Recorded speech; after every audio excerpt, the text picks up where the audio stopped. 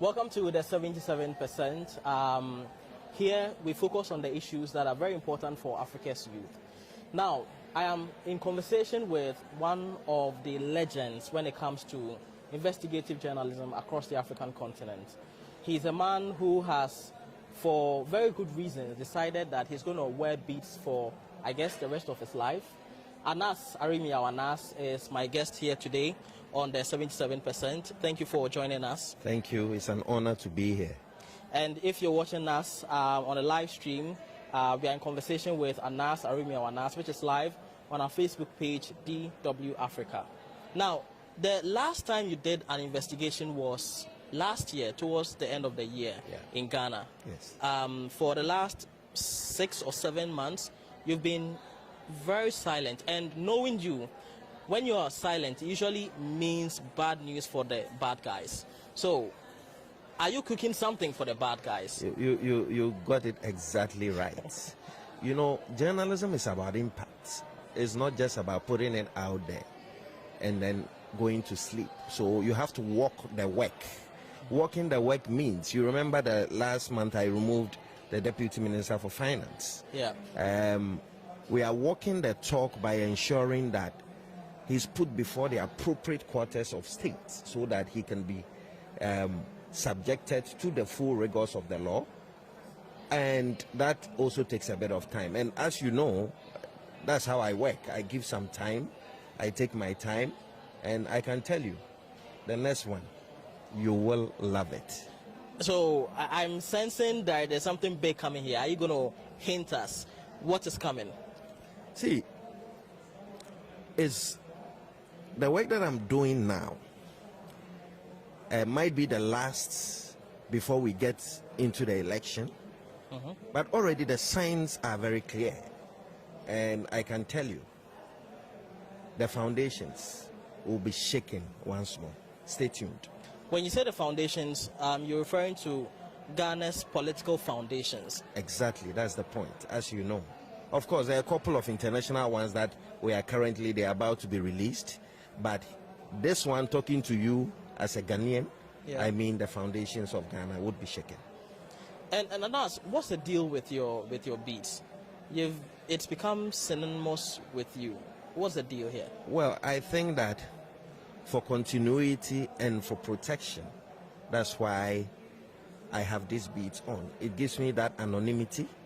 There's no story worth our lives as human beings. And if you are able to preserve yourself, you have the capacity to live, and with all the experiences, to be able to tell the next story. And so this beats has been that of me and my team. And you recall, even with the beats, there are issues that come with it. There are dangers that we face. And I know you recall the death of Ahmed Swali, who was shot twice in his heart and one in his neck in Ghana. We do our best, but the best protection is God Almighty. Yeah. Now, I guess that many journalists, you have to be able to stand by your work. And if you hide your identity, how are you able to stand by your work? You know, you hide your identity, but you publish a lot of high-impact journalism. How do you reconcile the two positions? Well, I think that the evidence is not in my face or in my beats. Journalism is about hard work. It's about hardcore evidence. And so if you are in a court of law, you put before all this evidence, and a judge would sit and make sense out of the evidence you've put. And I'm not telling you about journalism that I'm about to practice. I'm telling you about journalism that I've done that has ended up with many people going to jail. Remember the Chinese sex mafia story? They were jailed 45 years. Remember Nana Kwesi Agyemang's story? Jailed 13 years. Remember the Tema Habo story? Jailed 15 years. So I am telling you of a consistent pattern of journalism that has worked for Ghana. I am a product of the society. I do what makes sense to my grandmother in the village. And so there's no point in doing journalism and walking on the same street with the bad guy. I do journalism that ends up bringing me to court for me to testify as a witness, show that hardcore evidence, and get the people prosecuted. I did same in the judges scandal, you remember? Yeah. So it's been the mantra. and we continue to push. I was listening to one of your talks, I think in Oslo, about 5 years ago, where you talked about this name, shame, and jail mantra. Do you still stand by it 5 years on? That's what I do. That's my kind of journalism. Not everybody agrees with this particular brand of journalism. But like I keep saying, there is no point in doing journalism with that bad guy and walking on the street with him. Journalism is about the progress of society.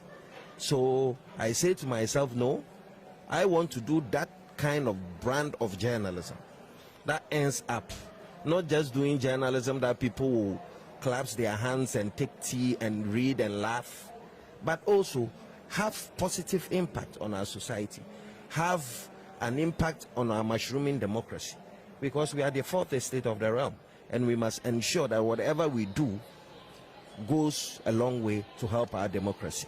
Which is slightly different, because typically journalists do not have to go to court to prosecute the people that they have investigated. But you don't just publish, you also go to court and give witness. So, and I know you are a lawyer, so you are wearing two hats. You are the journalist and you are also a lawyer. In this case, if someone says that you are judge and jury at the same time, would they be wrong to assess you in that way? First of all, when you collect pieces of evidence, you don't make judgment of that evidence. When you go to the court of law, it means that you are sitting before an adjudication, a panel, and that panel, be if it's the court of appeal, will be more than one. If it's the Supreme Court, will be more than one. And these fine brains are the ones sitting to take a decision on the work you have done. So by saying I go to court, it doesn't mean that I decide absolutely. But I can tell you that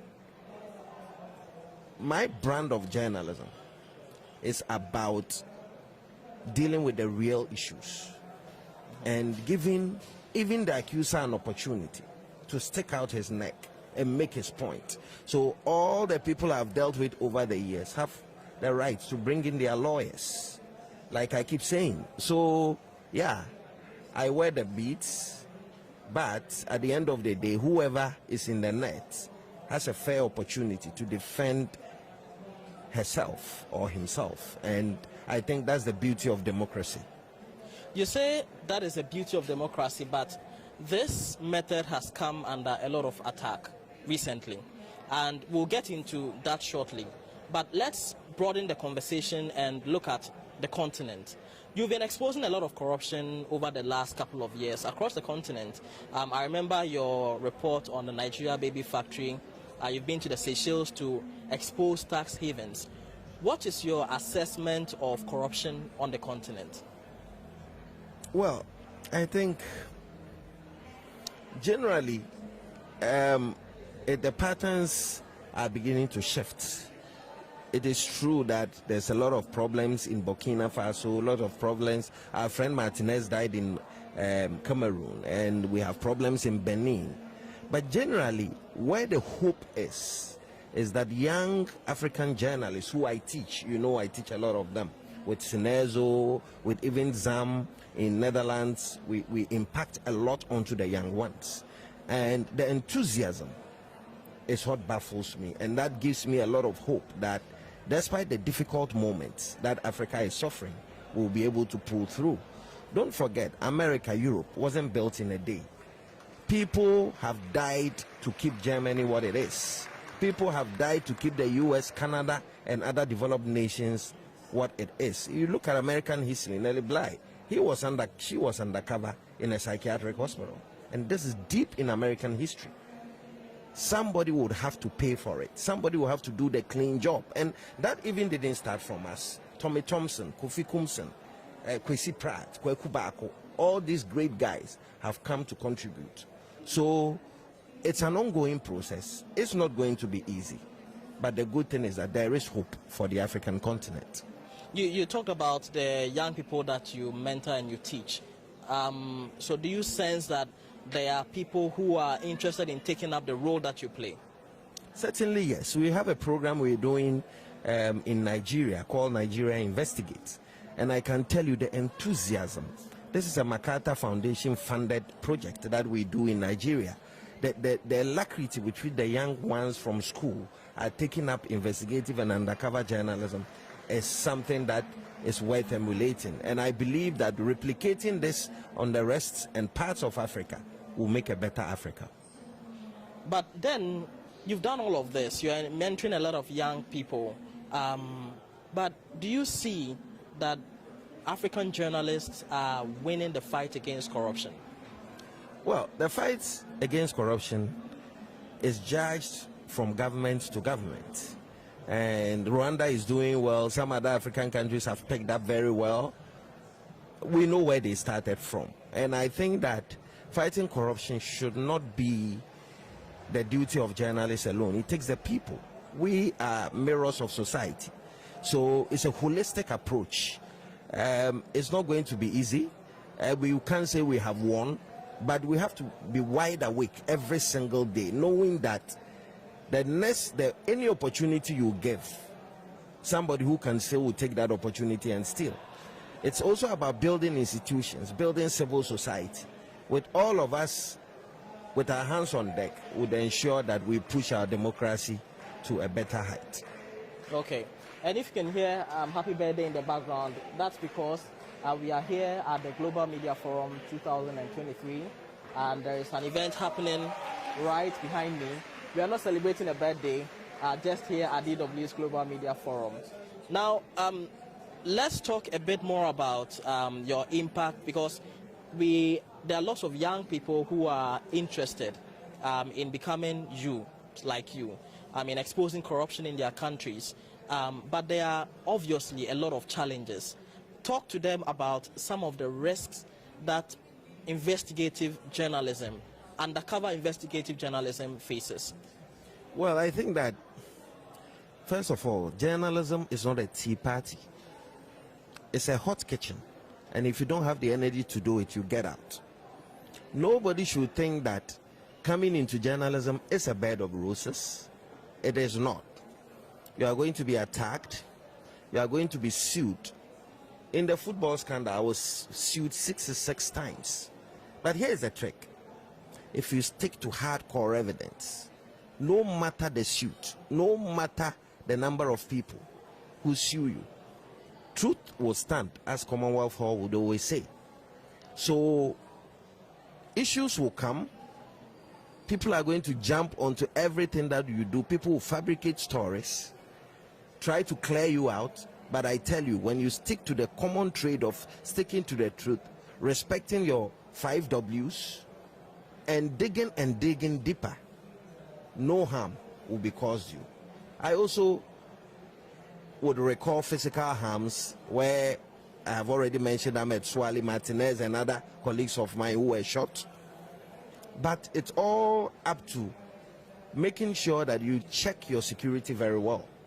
You don't become trigger happy in just talking and mentioning things that you do. You ensure that you follow very simple techniques that I can't explain in this interview. But it is difficult, but there is a way of surviving it. And I think that African youth has that capacity to survive the storm. In any case, if we don't solve our problems, who is going to solve? Are we expecting German journalists to fly into our country to help us solve it? Certainly not.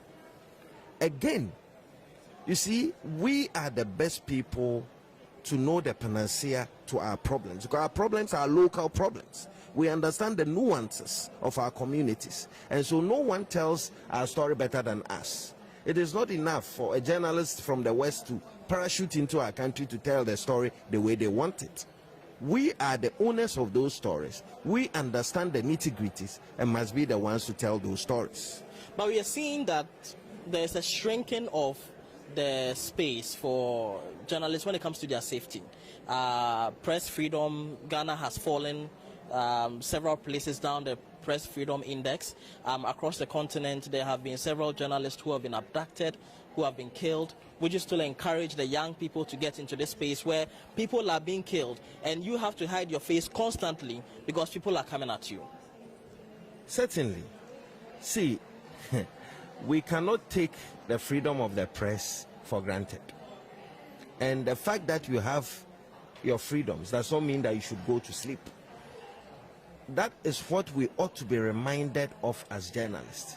You see, when we become complacent and we think that the freedom we are enjoying was delivered to us on a silver platter, that's when we begin to suffer. How do we rally ourselves together when our brother is under attack? Because if you don't shout today, tomorrow is coming to you. And that's how Ahmed Swale started. Today, it has jumped to several other journalists in Ghana. So, one of the biggest lessons in all this is that as journalists, we've got to know that if your friend's house is under fire, that fire could spread to yours. Let's find ways of encouraging people. So yes, despite the difficulties, despite the threats, we have to persevere. That's the only way we can become a better country. Interesting. And just as context, when we talk about the shrinking space for press across the continent, last year alone, about 60 journalists were either imprisoned or some of them were abducted. And that is an indication of what the situation is like for many press people across the continent. Now, you are very big on having hardcore facts. You've mentioned that a lot of time in this interview. But recently, you sued a politician in Ghana, Kennedy Japan, and the court did not agree with you. The court called what you do investigative terrorism. Now, before this court judgment, Ghana's former special prosecutor, Martin Amidu, had called what you do corruption-preneur, which means that you profit off your investigative works. All of these question your methodology. There have been a lot of questions about the use of what some deem to be entrapment in your investigative journalism. How do you defend your work in the face of all of these issues, especially when the course where you present yourself to defend your work, the court has said that you are a terrorist? That's interesting. First of all, I was not in court over my story. The story was not looking at the facts in my story. And it is fair. A judge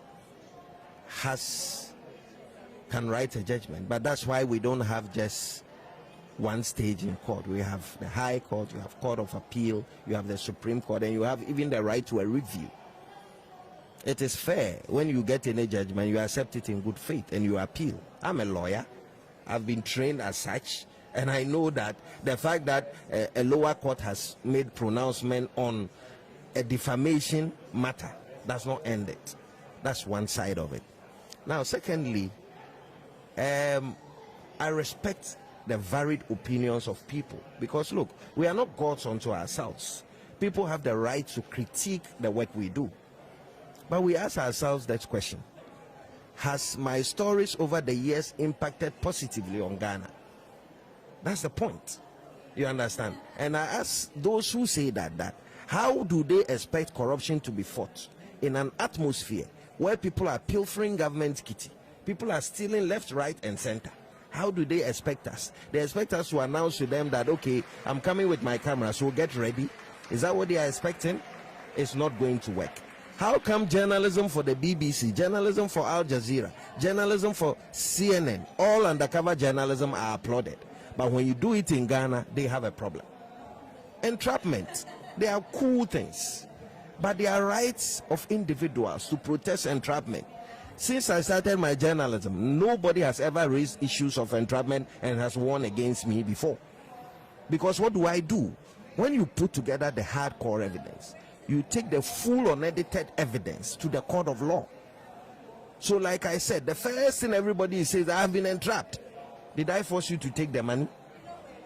You are selling your country for millions of dollars.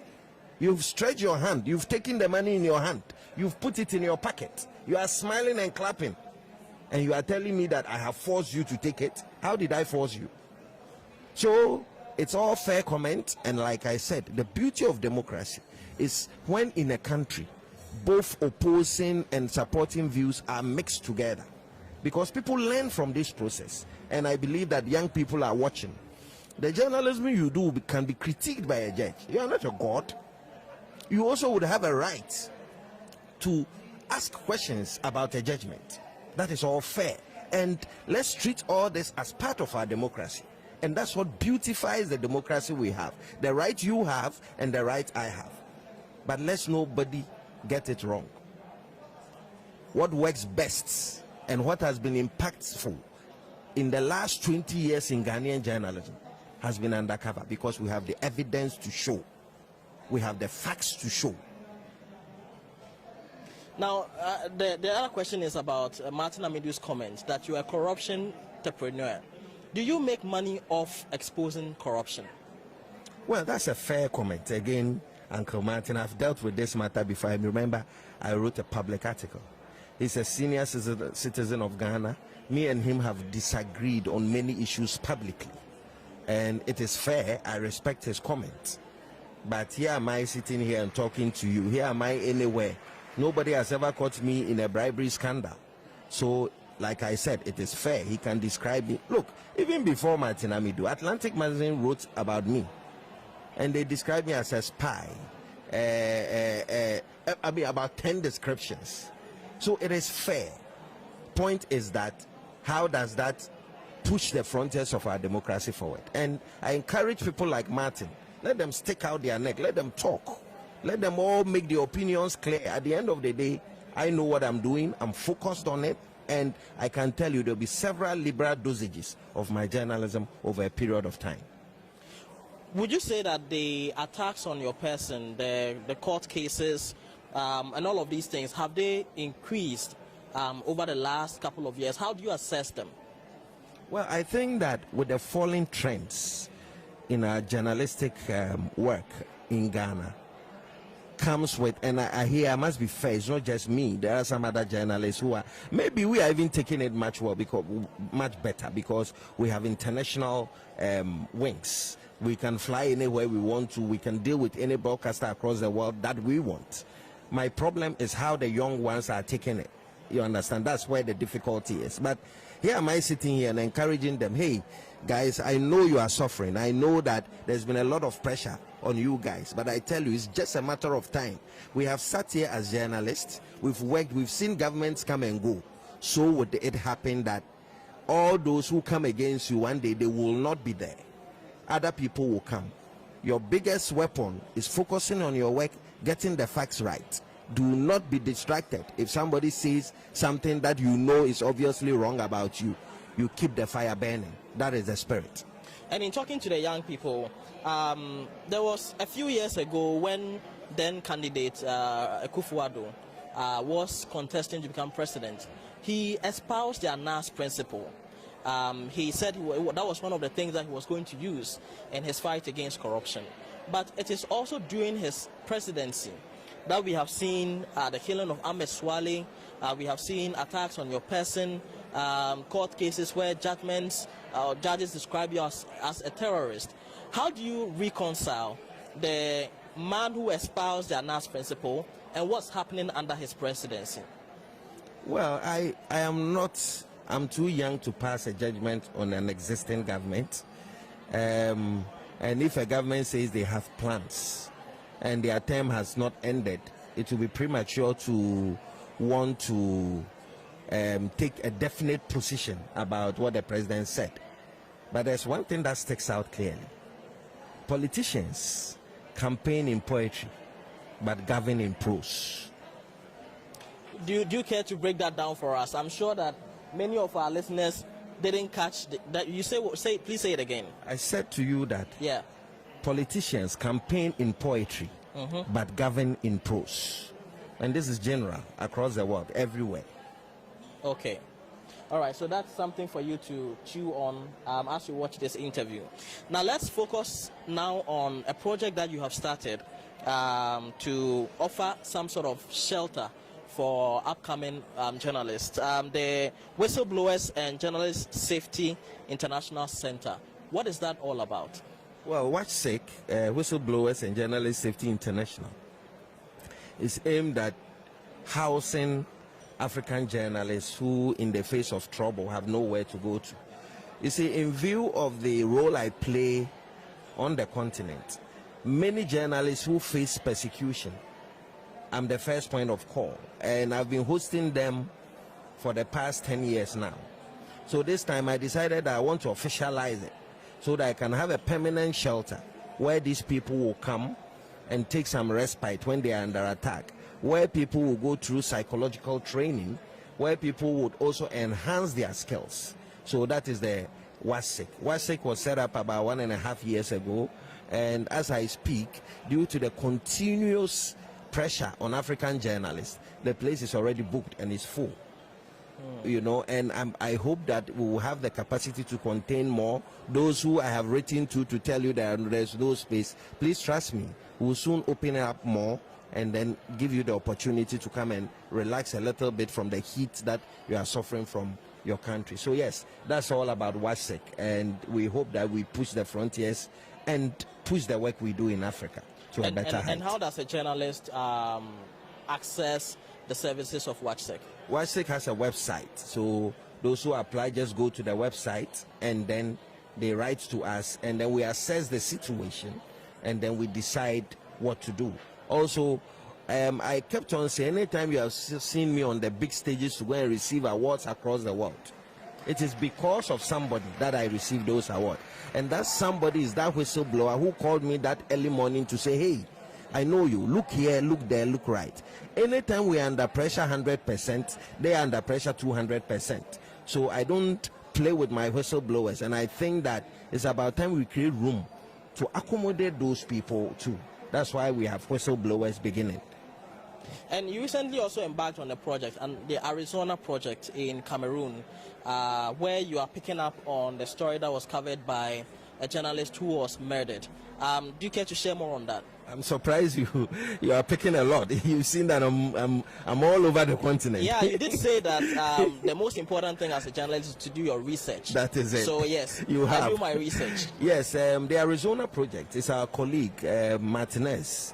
Now Martinez is a colleague. The way we are sitting here and talking, that's how I talked to him.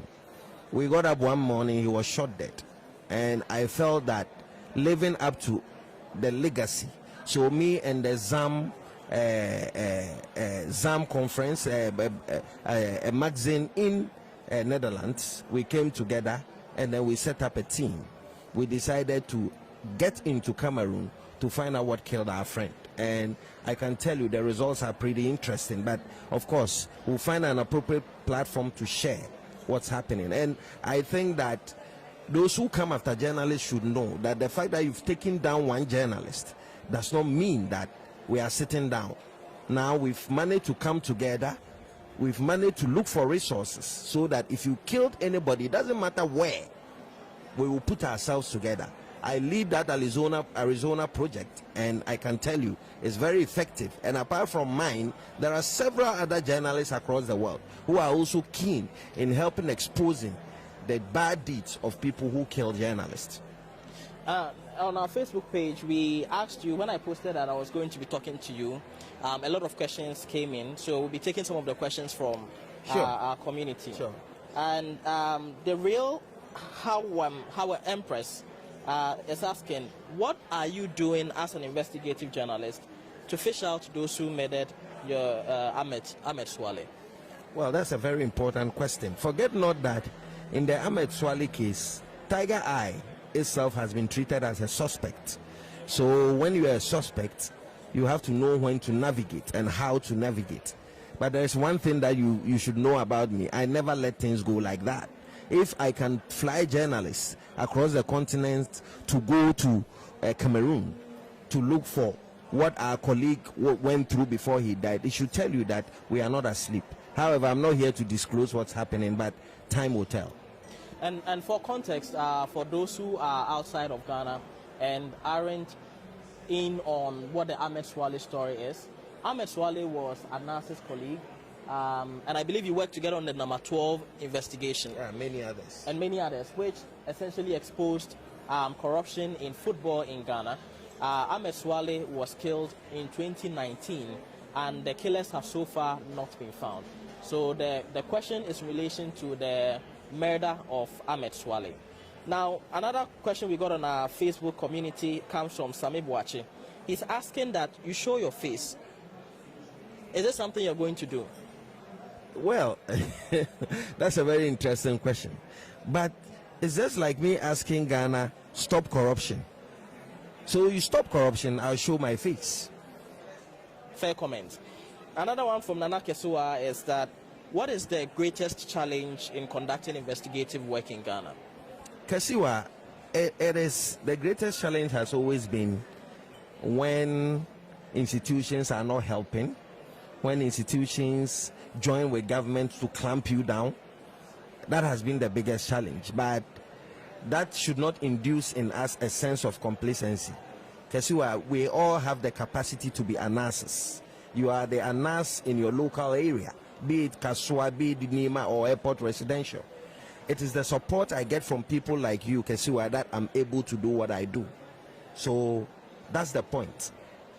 The challenges are there, but God has created all of us in such a way that we have capacity to withstand, no matter how hot the kitchen is.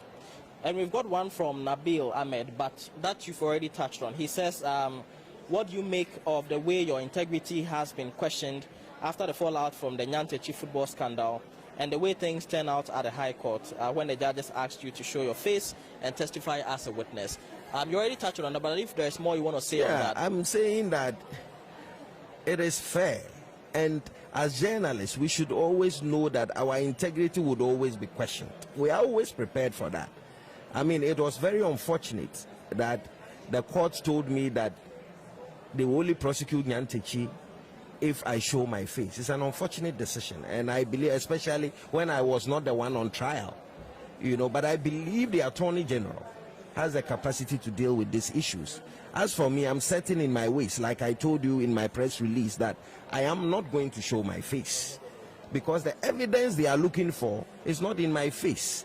When FIFA adjudication committee banned Nyantechi for life and found him some francs, thousands of francs, did I show my face to them? I never did. So if it can work for FIFA, why can't it work for our democracy in Ghana?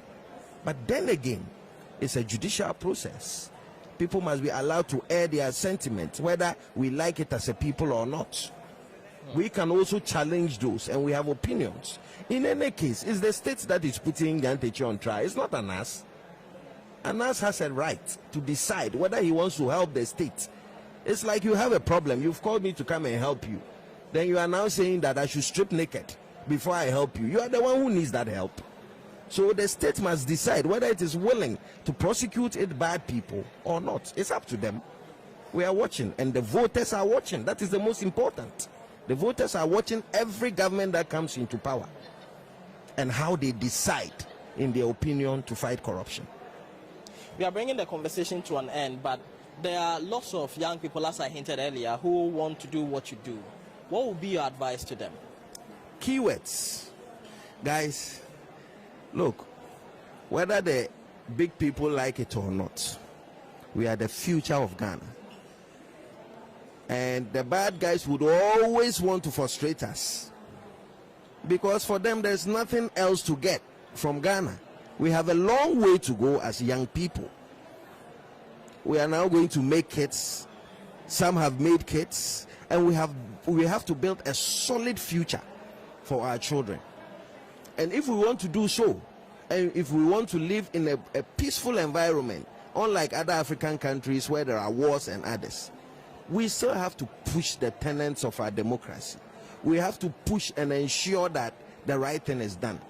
It's not going to be easy, but let us stand firm. Let us ensure that we do the right thing, and let us not forget, extreme remedies are the most appropriate for extreme diseases, and I would always belong to the remedy. I ask you all to join me to push the frontiers of our democracy forward. Thank you very much.